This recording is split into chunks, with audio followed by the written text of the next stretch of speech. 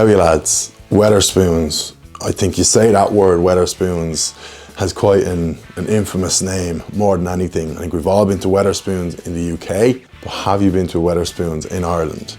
First things first, yes, that is new merch you see, lads. You've been crying out for new merch for a long time. First merch launch in a long time, next Friday, the 28th of October.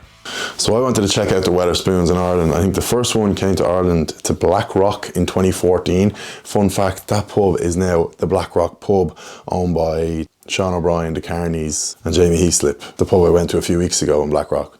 There's 10 Wetherspoons in Ireland, 3 in Dublin city centre and 3 on the outskirts. And then it's very random. There's one in Cork, there's one in Carlow, there's one in Belfast and there's one in Carrickfergus. So the plan was to go into Dublin city centre, hit the 3 Wetherspoons and see which one has the best Guinness. I put it up on my Instagram story. I said, lads, what should I expect from these Wetherspoons? Because you never know what you're going to get with a Wetherspoons. Could be a little small sort of piss stained carpets kind of spot, or could be these, sometimes in the UK they have these big grandiose used to be a bank, big huge building, so I didn't know what to expect. My dream was quickly shattered when I received messages to say they don't serve Guinness. I said, you must be joking, this must be a piss take.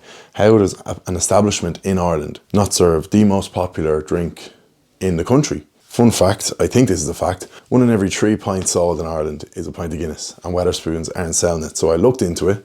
Something I probably should have known from a few years ago, but when they came here in 2014, apparently Diageo didn't want them selling the Guinness super cheap, which I understand because then everyone would just flood to Wetherspoons. So they just said, right, fuck it, we won't sell Guinness. But so I called up one of the Wetherspoons. I went on the website. The website said that the Wetherspoons at Grand Canal Dock website had Guinness there. I rang them up and my fears were confirmed in the words of, no, just Beamish.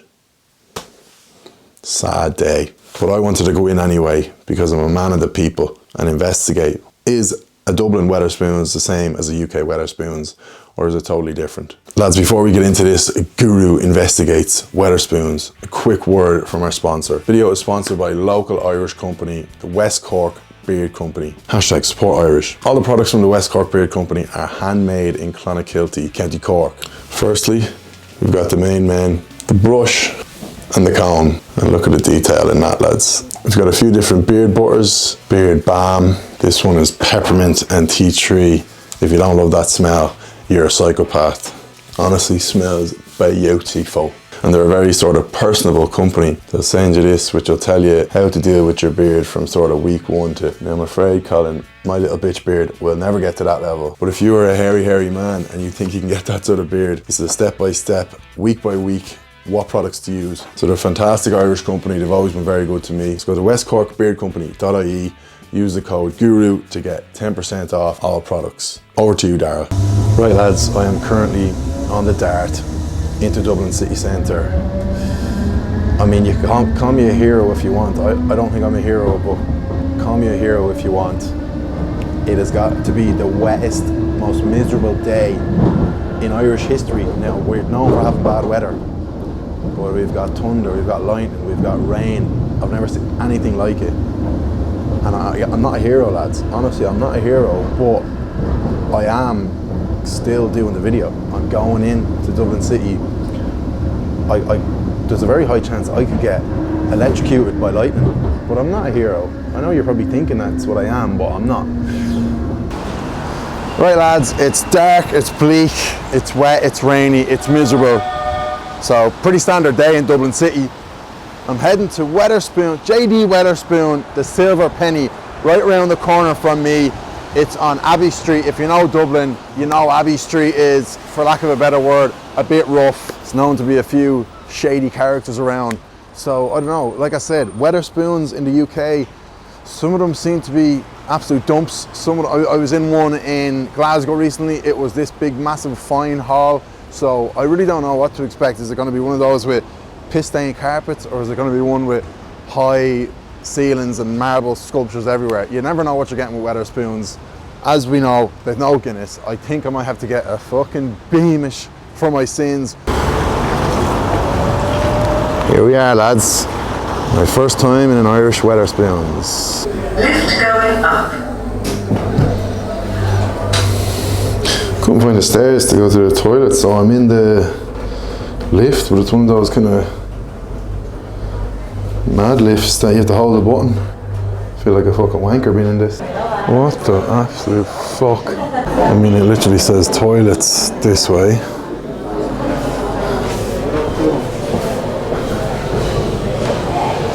And you go in, that's a disabled toilet there. And there's no other toilets. Good stream, that. So I got my hands on the menu. Drinks deals. And what do we see? Beamish. So random. Beamish for €3.80. I suppose it's a Beamish for me, lads. So it's taking its time to come. I probably should have just went up to the bar, but I don't know if you're supposed to only do it on the app or the QR scanner code, whatever. So I said I'd keep my place here and do it on that, but yeah, probably should have just went up to the bar. All this waiting for a fucking pint of Beamish. Split the B. But anyway, lads, first impressions are the place is absolutely enormous. A lot of the Wetherspoons are like that, but it's 2, possibly even 3 floors and just wraps around. And the surprising thing is there's a lot of people in here. Now, most of them, I feel like they're probably just staying in like hotels, cheap enough hotels around the area, and they're just coming here for a bit of lunch. There's no like, obviously it's a Wednesday, there's no big groups of people like on the beer or anything, but it's a very respectable crowd, very regular crowd, but yeah, just quite a touristy crowd, I would say. Yeah, the place is just massive and quite busy on a Wednesday afternoon. I just thought it was going to be small. I thought it was going to be, I mean, it's not like aesthetically lovely, but it's fine. Wouldn't stay in here all day, but I'm sure you could come here for a bit of grub, but yeah, I don't know why I would ever myself. This is only going to be my second pint of Beamish ever. Beamish? Yeah, thank you. Enjoy. Right, that took 10 minutes. Grand if you're waiting for food, but not if you're waiting for pints. Means if you're sitting in here on the beer all day, you don't want to be ordering your pints as soon as you start drinking the first one. So it's old style glass, but it's slightly different than the regular. There's no logo on it or anything. I've seen other people's pints with logos, to be fair, but no. You've got it's a tulip glass, but it comes out. You'll notice it comes out a little bit at the bottom, so not an actual Guinness glass. But obviously, it's not a Guinness glass. It's bloody Beamish, mate. A hell of a lot of bubbles in the head. I mean, obviously, like you're not going to expect much of a great pint here, and that's not what we're getting. 0 domage, minus domage. Glass is a little bit of grease or wet or whatever we want to call it at the top. Sláinte, definitely not looking forward to this.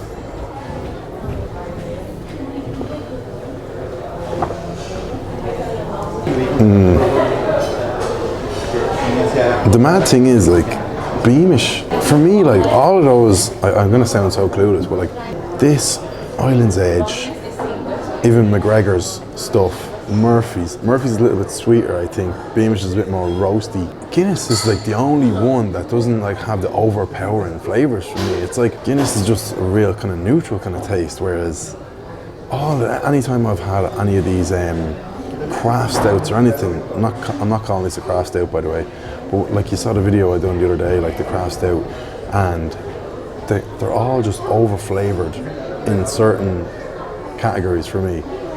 This is just too much of a roasted taste off it. Some have too much of a chocolatey taste off it. Like this just tastes like burnt Guinness, and the people of Cork won't like that. But this is probably a bad pint to Beamish anyway. The bubbles in it are dilapidating, if that's even the right word. But yeah, just not a great pint of Beamish. Not that I know what a great pint of Beamish is.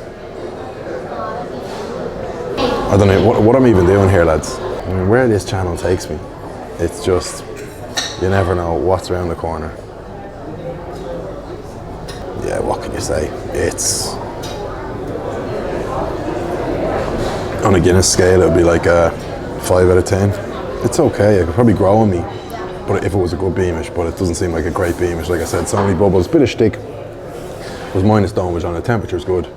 But yeah, let's go 5 out of 10 for the Beamish. So in conclusion, Abbey Street is not known as a fancy part of Dublin. Anyone who knows Dublin will tell you that. So I kind of presumed I was going to go in there, possibly see some shady characters, possibly be a small little kip of a pub. The place was absolutely enormous, which I should have known because typically most Wetherspoons actually are massive. But this was like 2-3 floors. One thing that was outrageously confusing was the toilet situation. I couldn't find the stairs. I ended up getting the disabled lift, which I felt like an arsehole getting into. And then when I actually got there, the toilet sign said that way. I went, the only toilet I could find was a disabled toilet. So I looked like an absolute piss taker. So Wetherspoons, sort your toilet situation out. I didn't have any food. I was looking around, the food looked fine, just typical Wetherspoons food. And the clientele, as I said, 95% tourists just looking for somewhere to eat cheap food. So it wasn't exactly what I was expecting, but I was by no means blown away. The fact that they don't sell Guinness, yeah, blows my mind. Also, I was begging the question, how come they're allowed to sell Guinness at the cheap rate in the UK and not Ireland? Apparently, when they came to Ireland, Diageo, this is just gossip, but Diageo were treating them as a first-time customer, so probably charging them more for the Guinness, even though they'd been trading with them in the UK for years. I don't know, could all be gossip, could be true, we'll never know. Thank you for watching this video, lads. Merch out next Friday the 28th. See you soon.